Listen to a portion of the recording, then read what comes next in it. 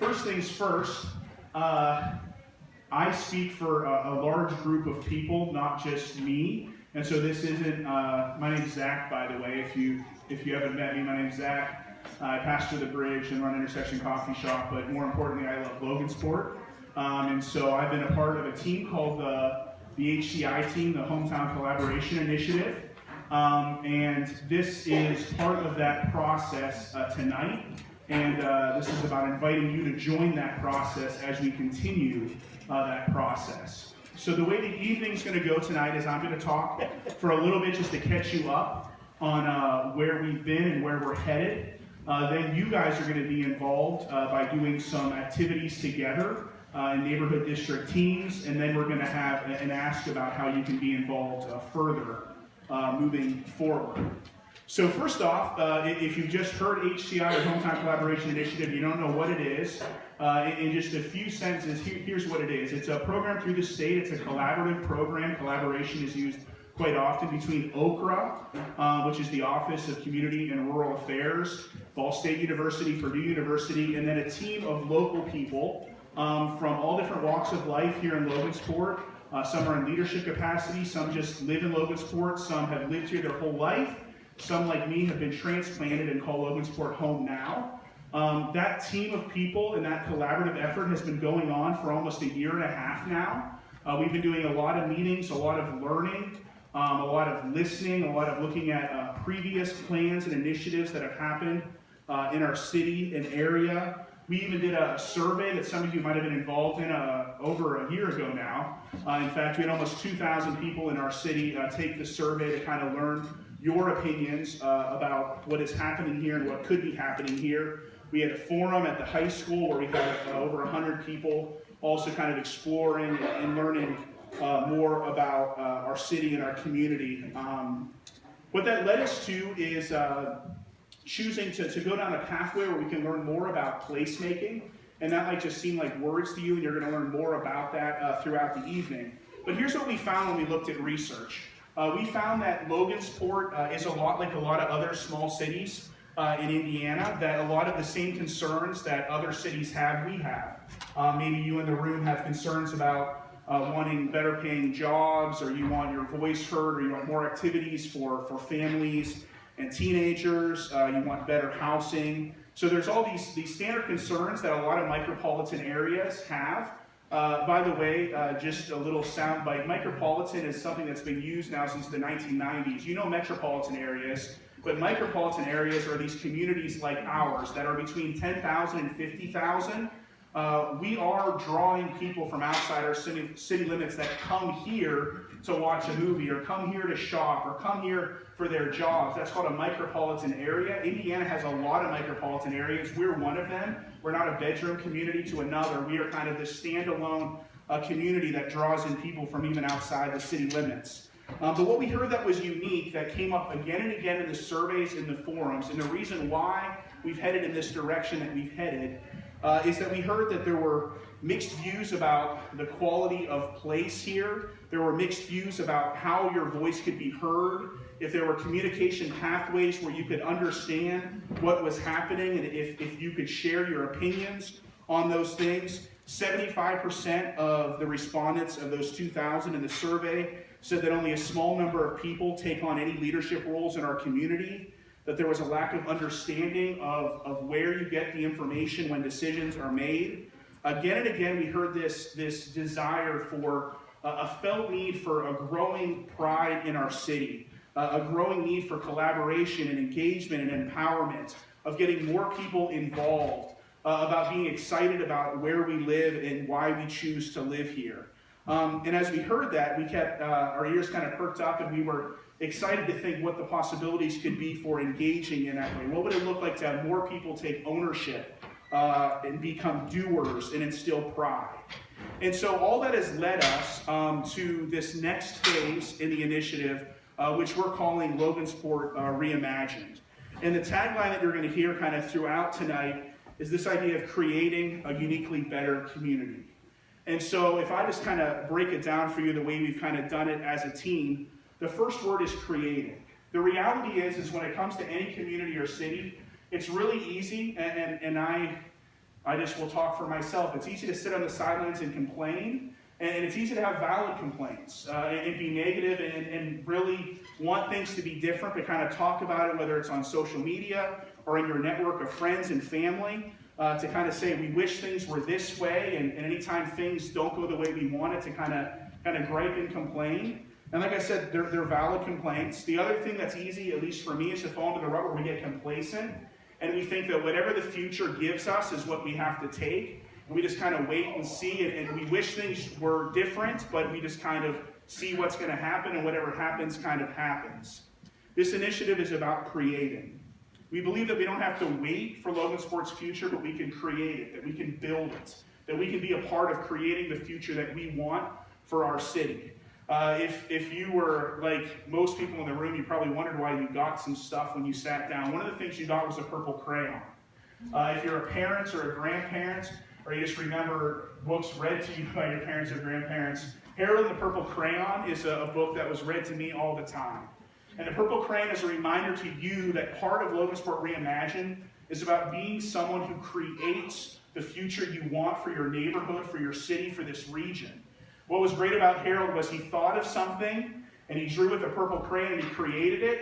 And sometimes, if you know that series of books, it wasn't what he thought would happen. And so he didn't just kind of complain and give up. He said, I'm going to create something else. I'm going to try new things. If the path I create with my purple crayon doesn't get me where I want to go, I create a shortcut to try something new. And so this initiative is about trying new things and trying little things and big things, and everyone taking their purple crayon and creating the things that can make Logansport into the best possible city it can.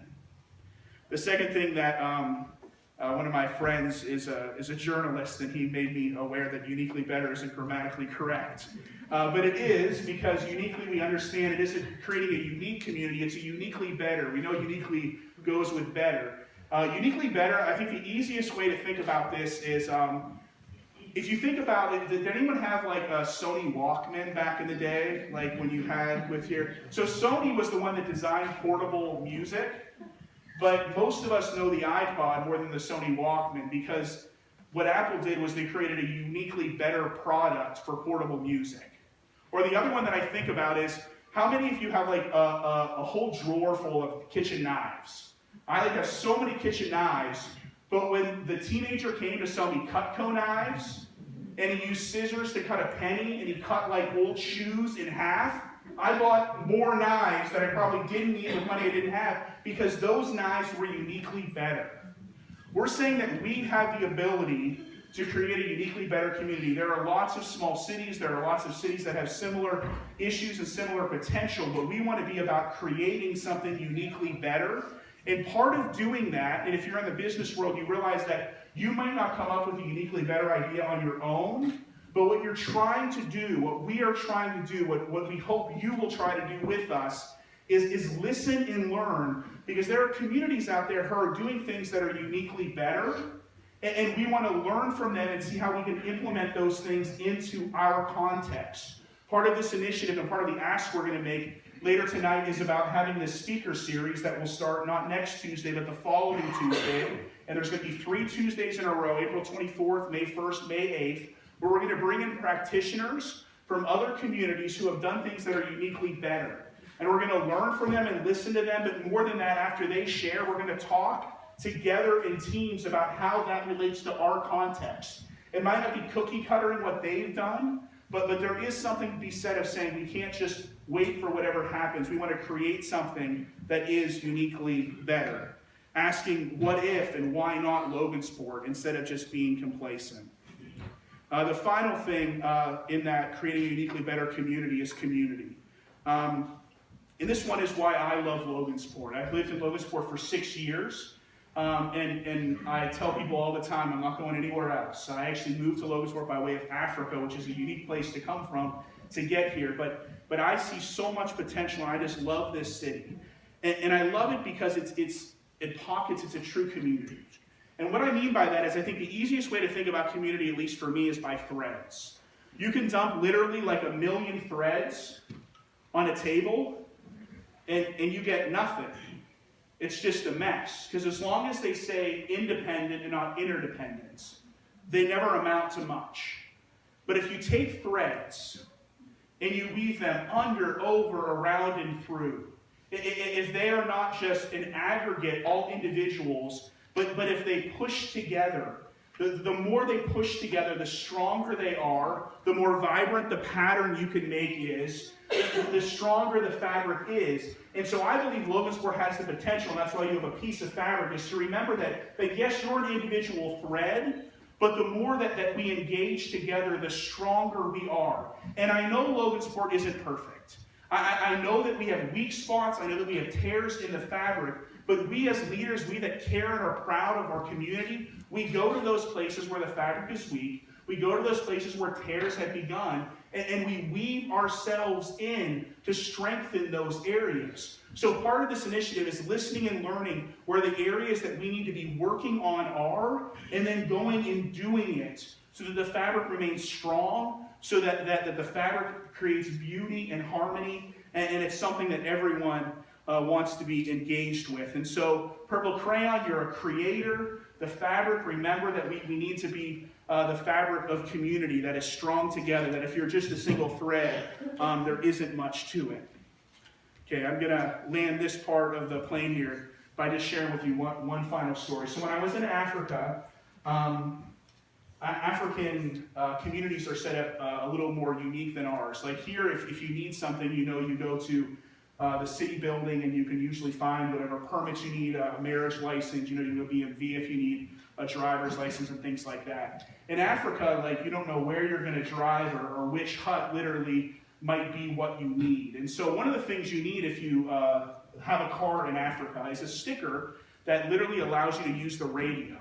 And if you don't have the sticker on your windshield, the police will pull you over and they give you a fine. It's kind of ridiculous. So anyways, I knew I needed to get one of these, and so I was driving around and I didn't know where, because there was really no address, where to get this sticker so that I could have a radio and not continually get pulled over and keep paying these fines. And so I stopped at a gas station, and I rolled down my window and I asked this African young man, I said, where can I go? Where is the office for this sticker? And he talked in Makua, which was the language of Mozambique where we were living, to his friend. And then before I know it, he and his friend jumped in my vehicle.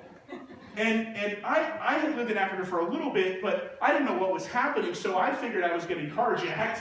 And I was like, the car's not that important. And so I'm kind of scurrying out the driver's side to just let them take my car. And they're like, no. And they shared with me this African proverb, which says this: go in that direction does not mean you go. To go means we go together. And literally, I saw this throughout the time I lived in Africa. If you ever ask for directions on the continent of Africa, they will join you in the journey. They will make sure you get exactly where you need to go. Because there are times in life where you don't need a map. You don't need someone kind of pointing and saying, oh, this is the type of community or type of city we should be. You need someone who will come with you, join the journey, and you can go together to get to your destination. And without fail in Africa, anytime I asked for direction, they would quote this proverb, and they would jump in the car with me. What was kind of crazy then was you get to your destination, and they just get out, and you're like 5 miles away from where you need to be. I don't know how they ever got back to where they were going, but it was just part of who they were. And so what we're looking for tonight is people who will join this journey with us. People who will create a uniquely better community. People who will engage on this process. People who will learn how to listen and creatively engage others. All the way to putting ideas into action and actually doing projects that better our city and your neighborhoods. So in a very big flyover view, and it's nice and dark, so you can't see what I'm asking you to do. So tonight we're going to ask you to join a neighborhood district team. And there were maps in the back. Here's one on the screen. The city is already divided into 5 areas. We're calling them neighborhood districts because ward is a cool word, I guess, but neighborhood district sounds nicer to us. And so there are 5 neighborhood districts. And I understand as you look at this map, you could go a lot smaller than this as you divide our community. You could go a lot bigger. But we thought it'd be great to start with 5 neighborhood district teams as we do this initiative. And our hope in the future is this will continue on and go further for months and years to come, is that it might self-divide differently in the future. But for this year, we're going to start with neighborhood district teams.